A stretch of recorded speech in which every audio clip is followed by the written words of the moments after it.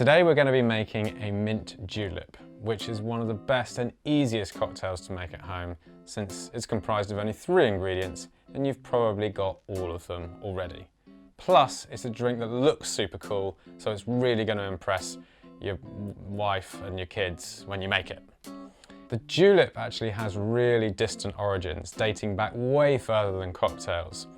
The word julep comes from the Persian word gulab, which means rose water. These early juleps were designed to be medicinal, often having herbal infusions or floral infusions that would help with stomach ailments and things like that. Indeed, juleps remained medicinal right up to the turn of the 19th century. In 1791, I found a reference to a Scottish medical manual that described a julep as a mixture of spirit, cinnamon, musk, which is that stuff that you extract from a musk deer and it's used in perfumery, and mint. In 1803, we find the first reference to a julep in the United States, and really the first reference to the julep as a non-medicinal drink. One traveller described it as a drink that Virginians take in the morning and consisted of spirit and mint, which really is the kind of basis for the drink that we make today. So to make a julep, you're going to need fresh mint. Now, you might be lucky enough to have mint growing in your garden. I have been that lucky at times, but I tend to find it just spreads everywhere and then all of a sudden drops dead. So the mint season in my house is very short and very strong. But otherwise, I'm sure you can acquire some mint from the supermarket with your next delivery, or pilfer it off a friend, or just sneak into someone else's garden and steal it. The fresher the better, obviously, and this really does make a huge difference to your cocktail. If you've got kind of flabby, soft old mint, it's just not going to taste that good, and it's not going to look very good either. You're also going to need sugar. I'm just using white caster sugar here, but you can use any sugar you like. You can use brown sugar, you could use a darker sugar, you could use maple syrup, you could use honey, you could use a sweetener of your choosing as well. Just something that's going to bring a little bit of sweetness into the drink. Finally, you're going to need some whiskey.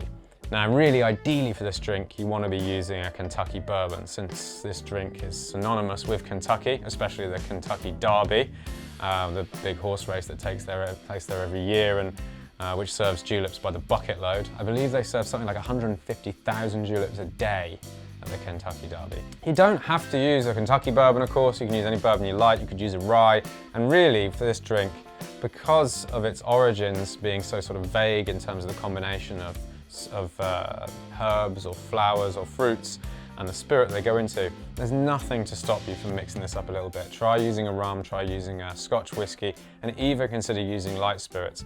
I would imagine a gin-based julep with mint and sugar would taste pretty damn delicious too. So have a little experiment and see what you can come up with. You're going to need a glass to serve it in. I recommend using some sort of like chunky rocks glass. Juleps are traditionally served in very small tins. They're sort of like a small version of the bottom part of a cocktail shaker. And that kind of builds on the whole experience of drinking them because they get very, very cold as you're holding them. You want to use a reasonably heavy glass, like something with a weight to it, just because we're going to be stirring in there and something thin may be in danger of cracking. Just for fun, I'm using a kind of little mini Kilner jar here, which were all the rage a few years ago, and I'm going to try and single-handedly bring them back. But just because it's nice and thick and there's very little danger of me breaking it, and I might be able to get some nice presentation out of this as well. Finally, you're going to need ice. Now, juleps are traditionally served over crushed ice, which helps to cool the drink really quickly, and also adds that dilution quickly as well. Most people don't have crushed ice in their house, so what I'm going to recommend to you is have a tea towel and something heavy to beat the ice with, and we're just going to break it down like that and then use it in our drink.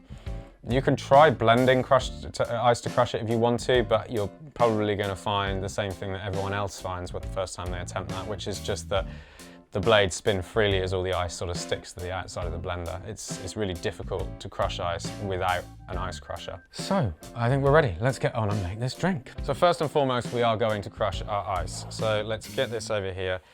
My ice has been out of the freezer for a few minutes now, so I need to get on with this before it starts melting too much. What you do is you wrap it up in a nice secure ball there, And I really hope I don't break my table here, because this, believe it or not, is not solid marble. I'm just going to give it a few smacks here, see if we can break it down to smaller chunks.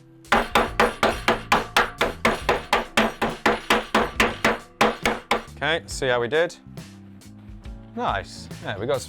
Yeah, it's different size pieces. We've got some pieces that are sort of almost a whole ice cube and other bits that are powder, but we're most of the way where we want to be. In an ideal world, you'd have uniform nuggets of ice going into this drink, and that really does help with the appearance more than anything.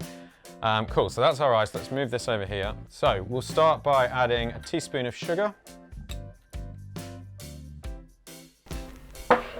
Then we're going to add our whiskey, just a decent size glog in there.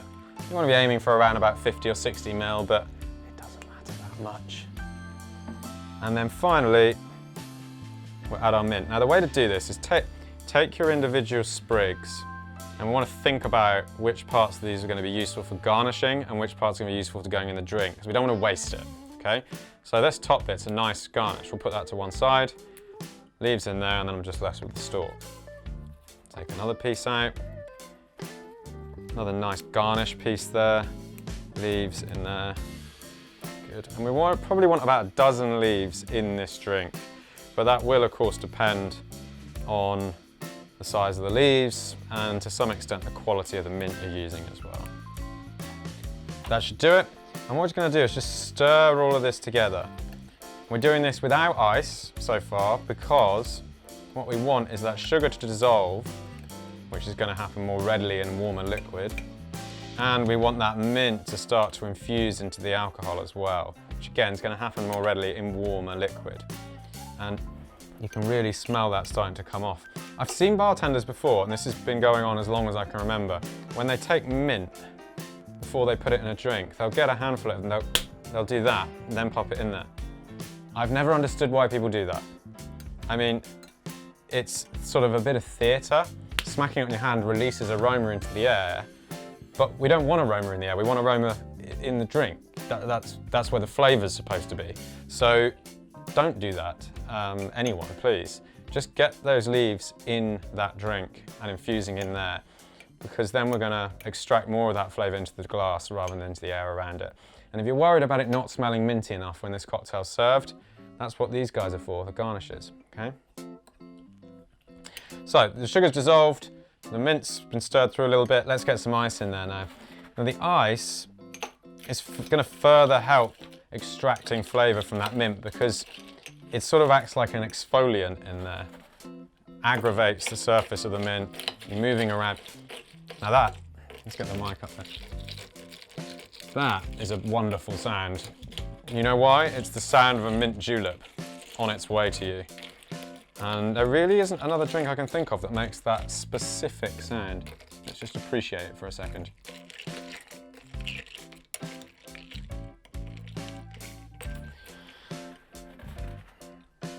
More ice. Now, some people might worry about dilution here, like, oh, look at all that wet ice going in there, it's going to dilute. That's just not the case. I mean, my ice has been out of the freezer for a little while, but it's still reasonably dry. We're not adding too much water in there. And we need a bit of water in there. I mean, I don't know if you noticed, it's just alcohol, mint and sugar.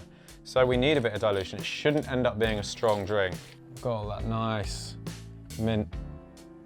It's almost like the mint has been frozen into this glacier and its flavour preserved, ready for you, or me in fact, because you're not actually here, to come and drink it. Get a straw in there, and then I'm going to get my mint leaves going.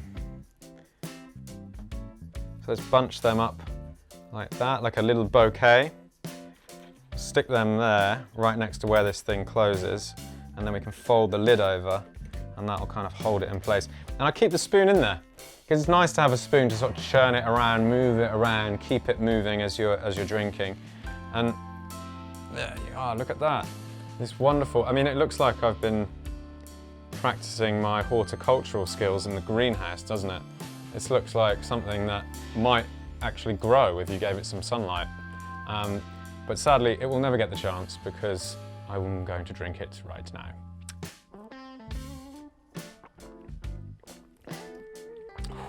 That's good.